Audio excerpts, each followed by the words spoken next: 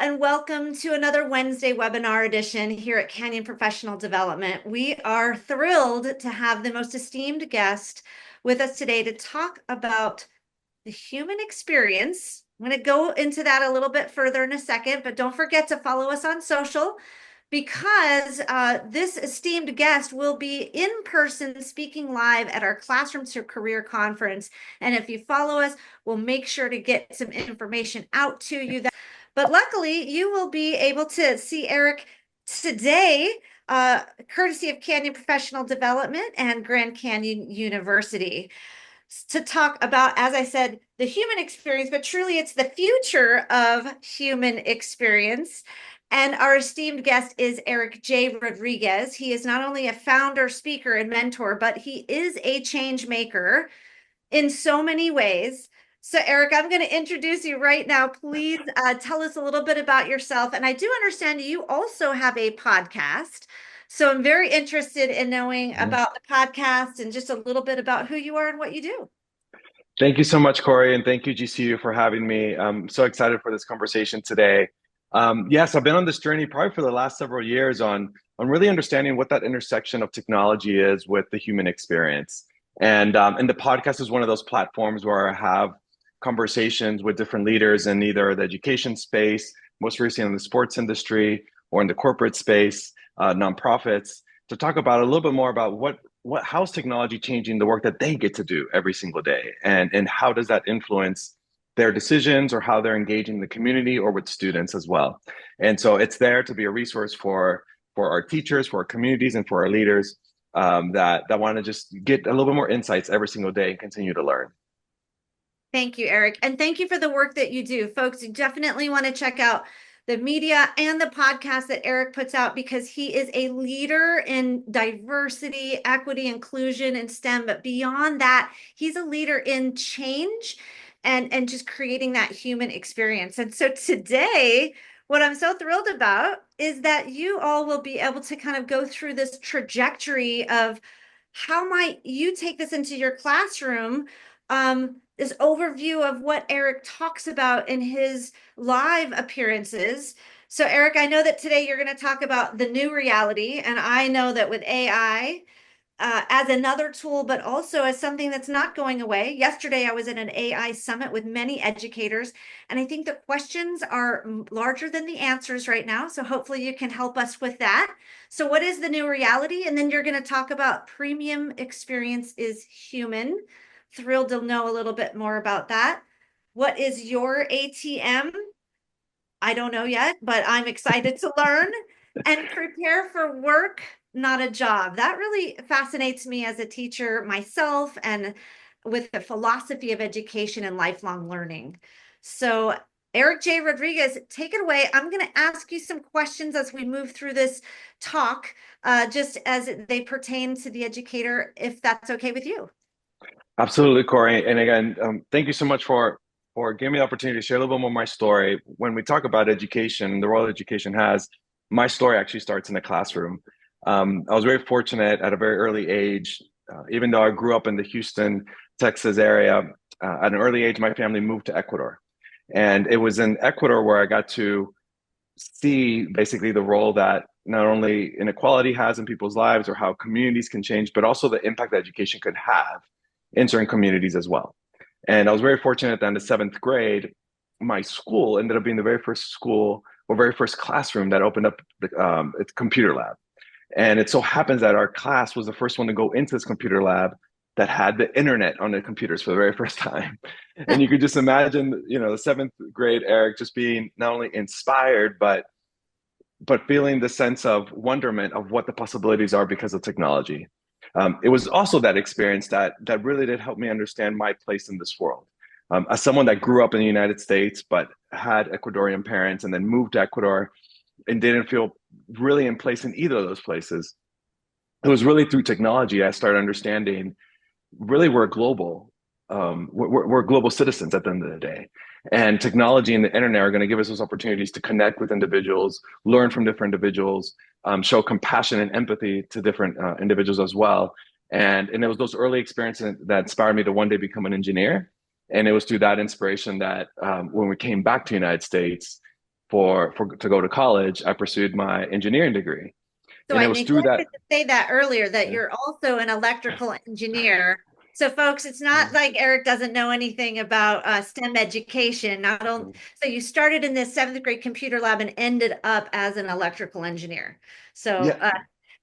I didn't mean to interrupt you. It was so No, that's fine. but tell us a little bit about that journey as you're going to continue to tell us about this new reality. Yeah, so it was in that engineering experience when I started working in the oil and gas industry that I started realizing it was through technology that we're also changing work as we knew it. We were changing jobs, we were changing how people were interacting with machines or their equipment. My job was an automation engineer essentially. And so my job was to use all this technology that we have in place to make the refinery more efficient, to make it safer.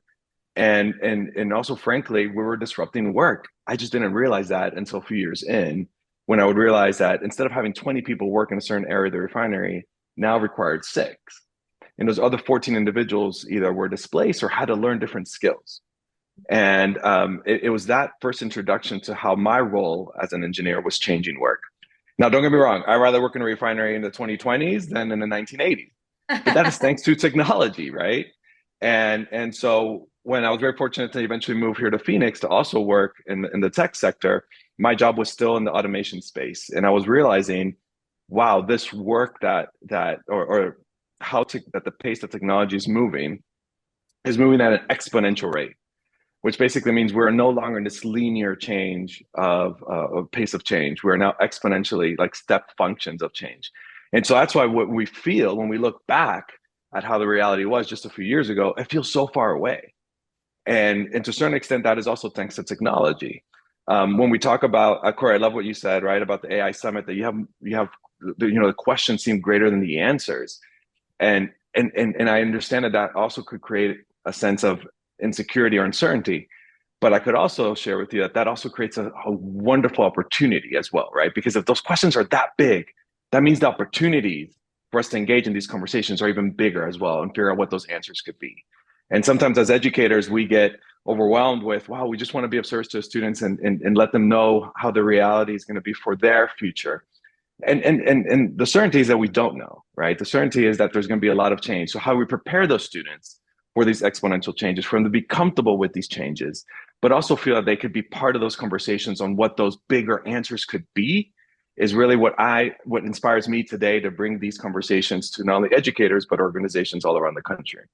And is that what you refer to as the human experience?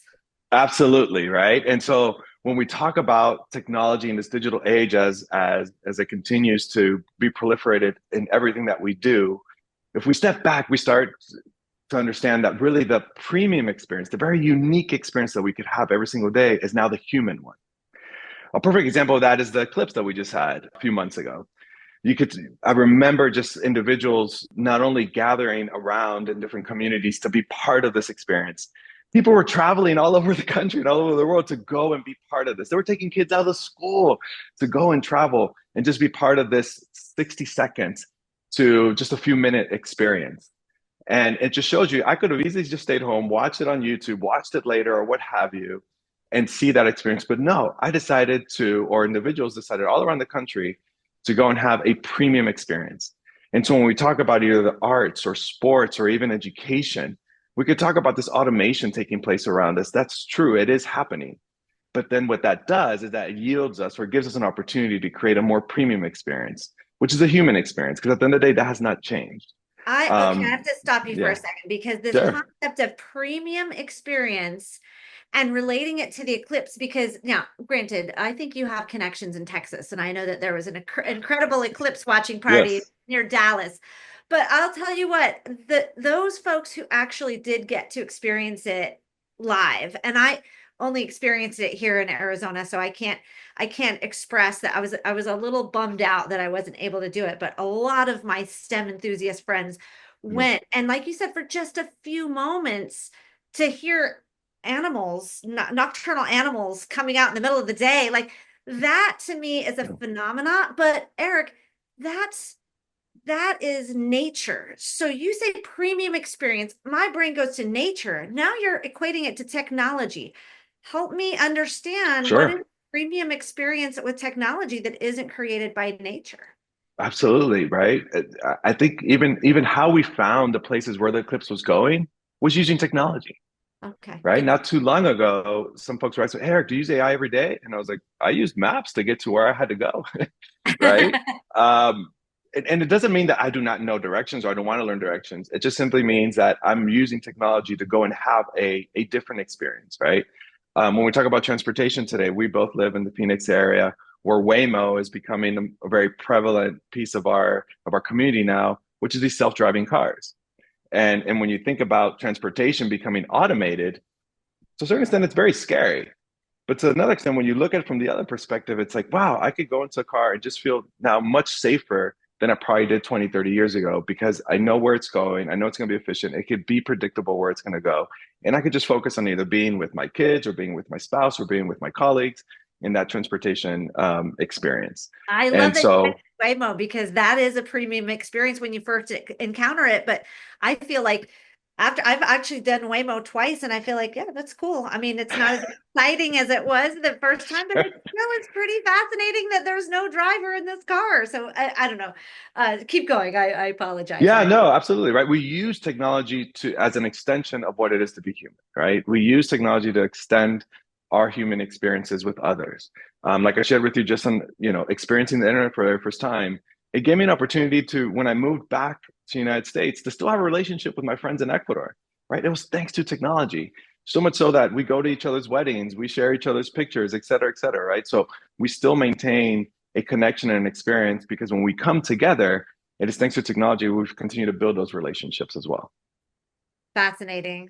Fascinating. So I'm very interested. I mean, Waymo to the ATM. So tell me, how does this Sure. how does this create a premium human experience? Or I like how you just said an extension of the human experience. What's the metaphor here? Yeah, and so when I talk to audiences as well, I also recognize that there's a lot of fear, right? There's a lot of fear that comes with uncertainty. And so I go back to one of the moments that we had that we could all relate to in some form or fashion.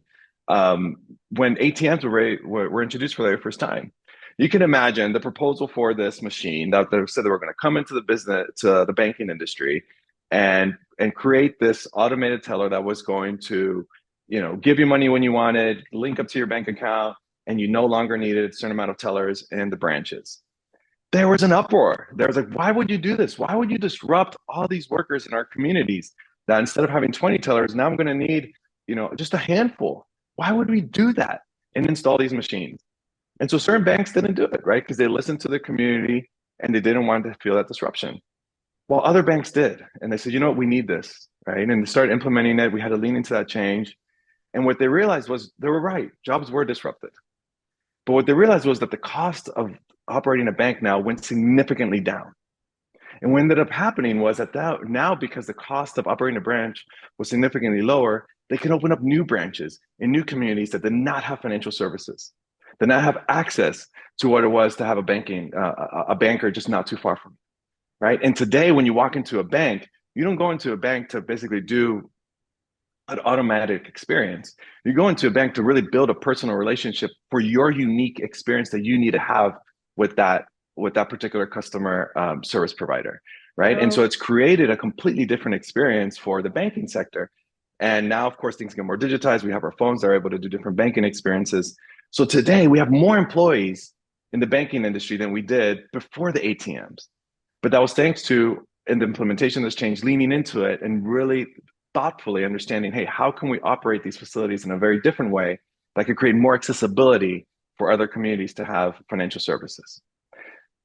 I love the metaphor, and I have like 100 things coming up, popping up from Yeah. like a teacher perspective. And the first Yeah. thing is disruption.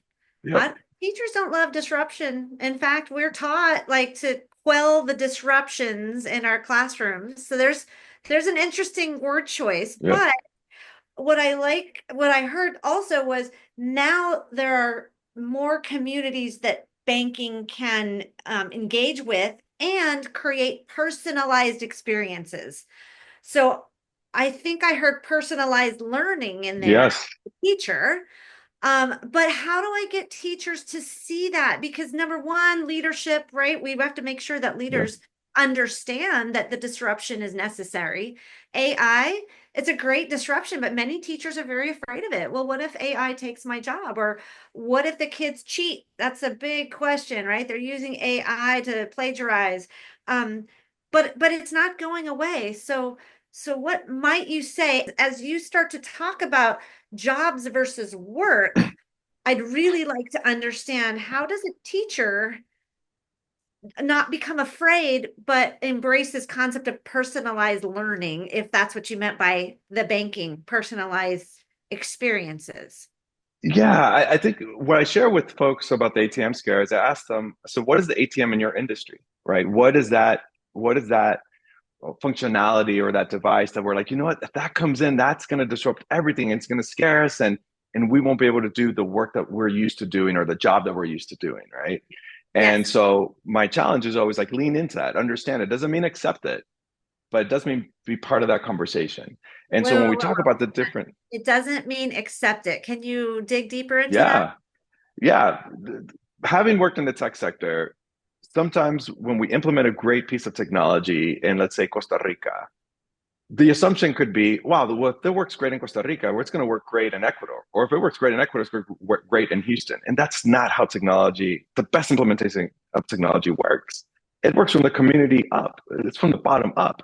But if you disengage from that conversation, it will be imposed, right? Because the solutions are out there. Technology is out there.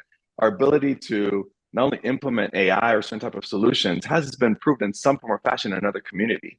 Now, how we learn from that community, how we empathize with that community, understand how does that impact the work that I want to do or my classroom today is really where the difference is. Because as a teacher, you do have a voice. As a principal, as a leader, as a district leader, as a parent, you have a voice on how you want education to be formed in your community.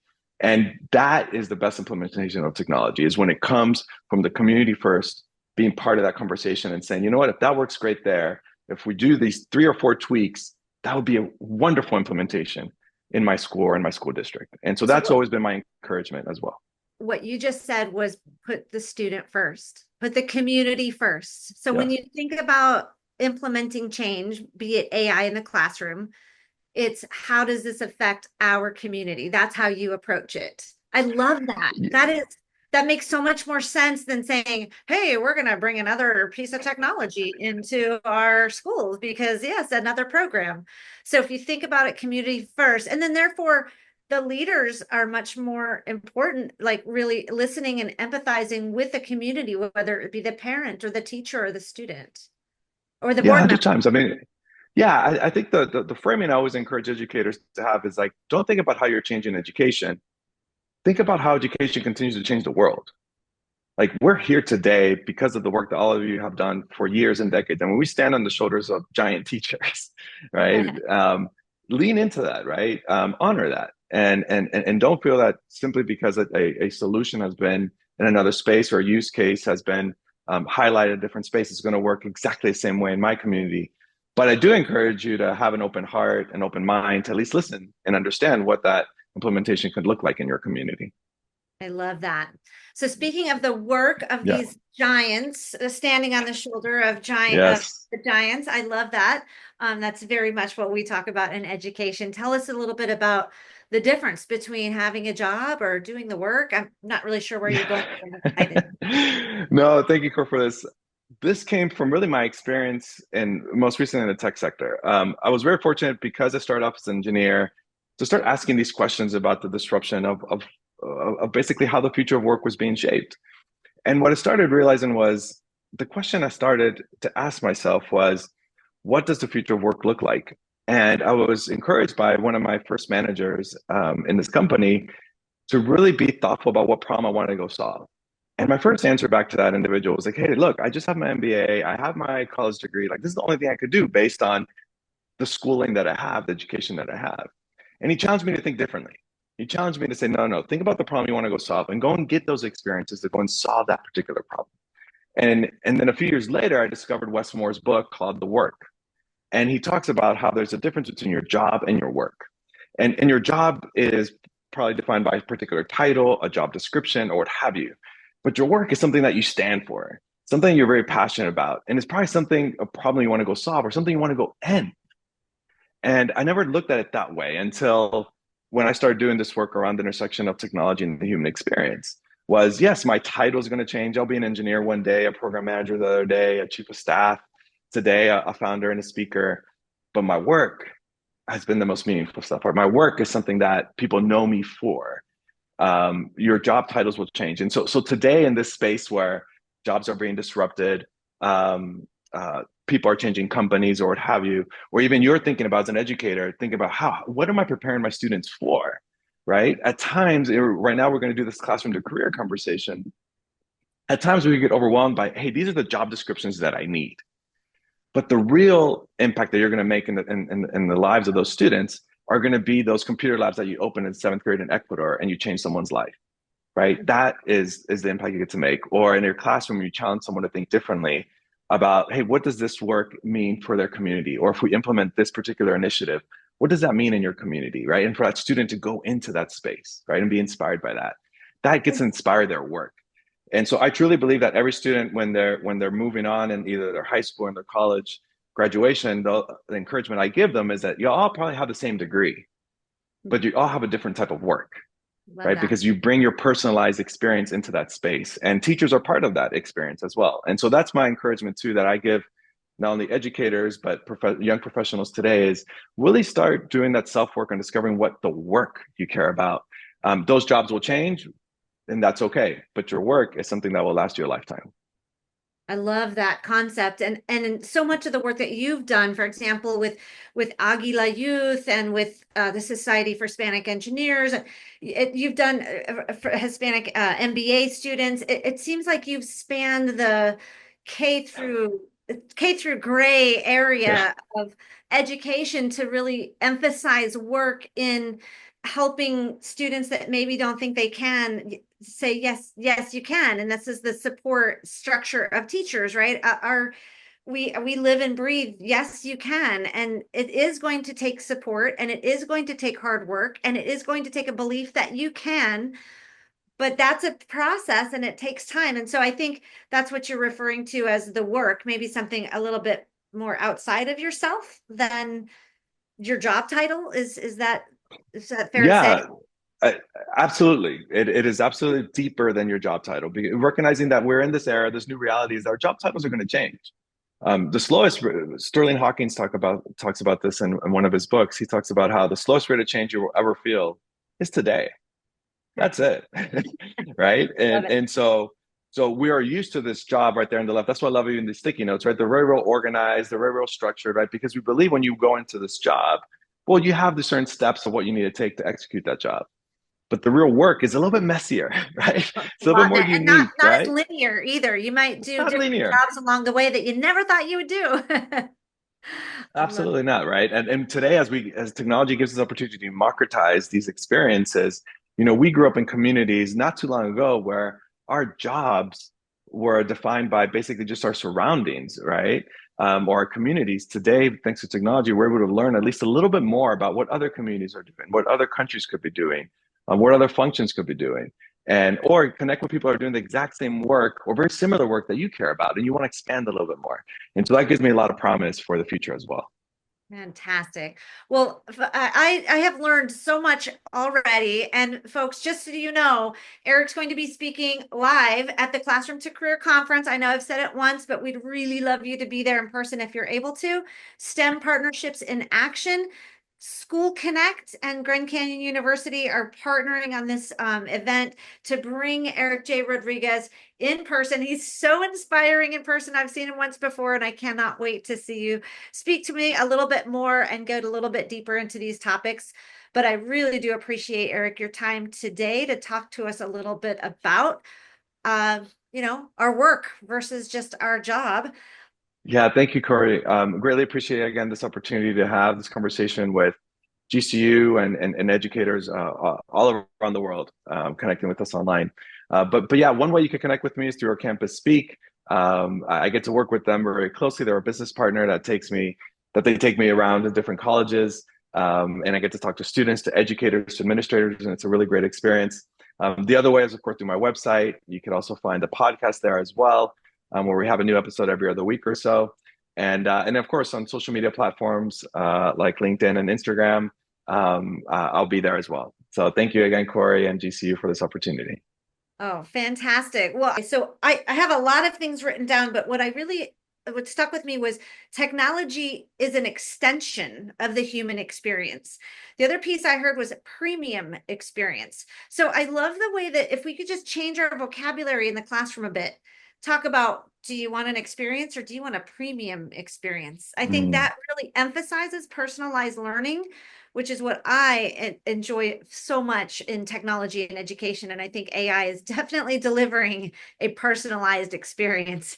So I can't wait to hear more about AI and the areas in which you dabble in your speech on October the 22nd.